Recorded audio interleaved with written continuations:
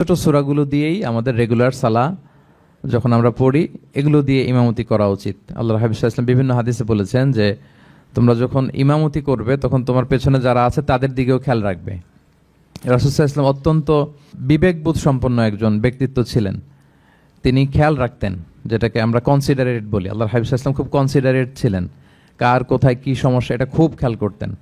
And he was a man of 6 senses. আমরা 6 সেন্সের কথা বলি, আমাদের অধিকাংশেরই 4টা সেন্স একসাথে কাজ করে, কারো 5টা 6টা সেন্স কাজ করে, এরকম মানুষ পাওয়া দুষ্কর।